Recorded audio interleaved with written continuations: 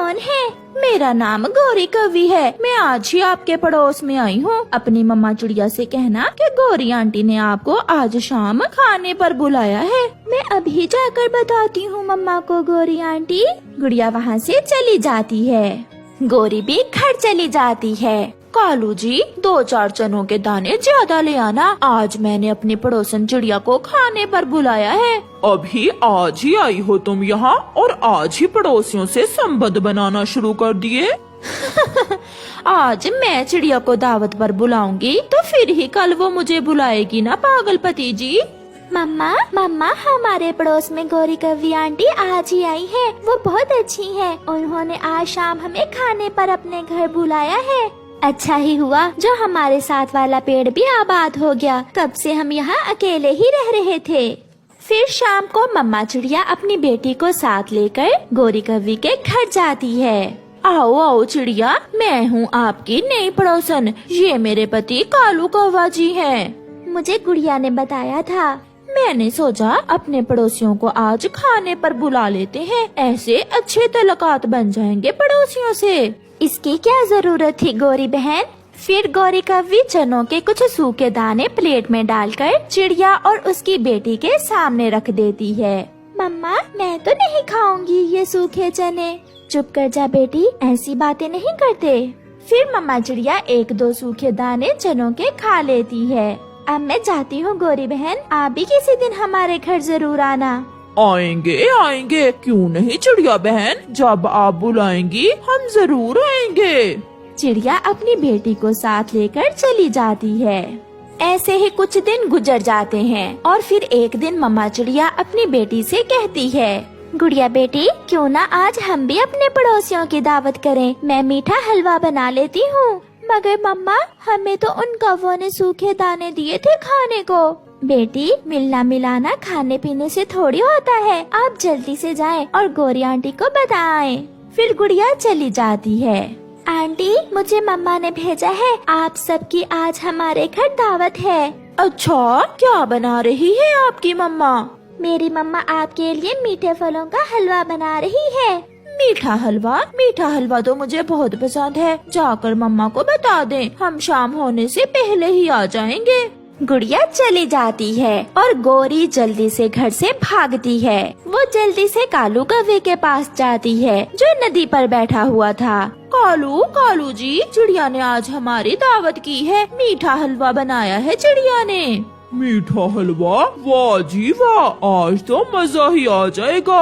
आप घर जाएं और मैं माँ और छोटी को भी बुला लाती हूँ। माँ और मेरी बहन भी खा लेंगी मीठा हलवा। गौरी अपनी माँ को बुलाने भागती है। गौरी की माँ खाएगी तो मेरा मामा जी क्यों नहीं, मैं भी अपने मामा जी को बुला लाता हूँ। ऐसा सोचकर कालू कौवा भी अपने मामा को बुलाने चला जाता है। माँ जल्दी चले मेरे साथ, हमारी पड़ोसन चिड़िया ने हमारी दावत की है। मीठा फलों का हलवा बनाया है उसने, आप भी चले। बहुत मजा आएगा बेटी, मैं भी कल से भूखी हूँ। गौरी बहन मैं भी चलूँ साथ? तो और क्या, सब जाएंगे पड़ोसियों की दावत खाने। फिर गौरी अपनी माँ और बहन को साथ लेकर चलती है। मामा जी जल्दी चले, आज पड़ोसियों के घर हमारी दावत है। आप भी चले, कुछ खा पी लेना। वो बुरा तो नहीं मनाएंगे भांजे, अगर मनाया भी तो हमें तो नहीं बताएंगे ना। आप चले। फिर कालू कौवा भी अपने मामा जी को साथ लेकर चलता है। चिड़िया ने भी मीठा हलवा बना लिया था। गुड़िया बेटी अभी तक आए नहीं हमारे पड़ोसी। चिड़िया ने अभी इतना ही कहा था कि गौरी कवि आ जाती है। मैं आ गई। चिड़िया माफ करना, थोड़ी देर हो गई। पीछे ही गौरी की माँ आती है। मैं माँ हूँ आपकी पड़ोसन की। आइए माँ जी, फिर क्या हुआ जो आप भी साथ आ गयी? पीछे ही गौरी की बहन भी आ जाती है। मैं गौरी की बहन हूँ। साथ ही कालू आ जाता है। चिड़िया मेरा तो आपको मालूम ही होगा, मैं पति हूँ गौरी का। पीछे से मामा जी भी आ जाते हैं। और मैं कालू का मामा। कहाँ है मीठा हलवा? ये सब देखकर चिड़िया घबराई हुई रसोई में जाती है और अपनी बेटी से कहती है, गुड़िया बेटी, मीठे हलवे से काम नहीं चलेगा, हलवा तो बहुत थोड़ा है। आप ये चनों के दाने ही प्लेट में डालकर मेहमानों के सामने रख दें। मम्मा, मुझे तो ये पड़ोसी कोई इतने अच्छे नहीं लग रहे। फिर मम्मा चिड़िया एक प्लेट में चनों के दाने कौवों के सामने रखते हुए कहती है, मैंने तो आज मीठा हलवा बनाना था मगर शक्कर ही नहीं मिली। प्लेट में सूखे चने देखकर सारे कौवे एक दूसरे का मुंह देख रहे थे। गुड़िया और कुकू नदी पर बैठे हुए थे कि वहाँ कबूतर का बेटा किकी आ जाता है और कहता है, कुकू कुकू, आज मैंने स्वीट पोटैटो खाए, बहुत मजा आया, मुझे मेरी मम्मा ने बना कर दिए थे। स्वीट पोटैटो, वो क्या चीज होती है? मैंने तो पहले कभी नहीं खाई कोई ऐसी चीज। हम भी खाएं? चलें कुकू भाई, हम भी मम्मा से जाकर कहते हैं कि हमें भी स्वीट पोटैटो दें। फिर गुड़िया और कुकू जल्दी से अपने घर चले जाते हैं। घर जाकर वो अपनी मम्मा से कहते हैं, मम्मा, स्वीट पोटैटो क्या चीज होती है? हमें भी खाना है स्वीट पोटैटो। मम्मा, किकी ने बताया कि आज उसने स्वीट पोटैटो खाए थे। बच्चों, स्वीट पोटैटो एक आलू की तरह की ही चीज होती है। उसे पानी में उबालकर या फिर आग में भूनकर खाते हैं। स्वीट पोटैटो सच में बहुत स्वादिष्ट होते हैं। मम्मा, हम भी खाएंगे। तो फिर कल सुबह हम आपकी नानों के पास जाएंगे। आपकी नानों के घर के पास ही स्वीट पोटैटो की बेल है। अपनी नानों का सुनकर बच्चे बहुत खुश हो जाते हैं। नानो पास? नानो पास? फिर तो बहुत मजा आएगा। रात को बच्चे जल्द ही सो जाते हैं। आज रात वो अपनी मम्मा को जरा तंग नहीं करते। सुबह हो जाती है, बच्चे उठ जाते हैं और वो सब नानो पास जाने की तैयारी करते हैं। मम्मा कुछ जरूरी सामान साथ लेती है और वो सब अपने घर से निकलते हैं। बच्चे अपनी मम्मा के आगे आगे उड़ रहे थे। वो बहुत खुश थे। वो जल्द ही दूसरे जंगल नानो के घर पहुंच जाते हैं। माँ, बच्चे शकरकंदी खाने की बहुत जिद कर रहे थे और मैं इन्हें आपके पास ले आई।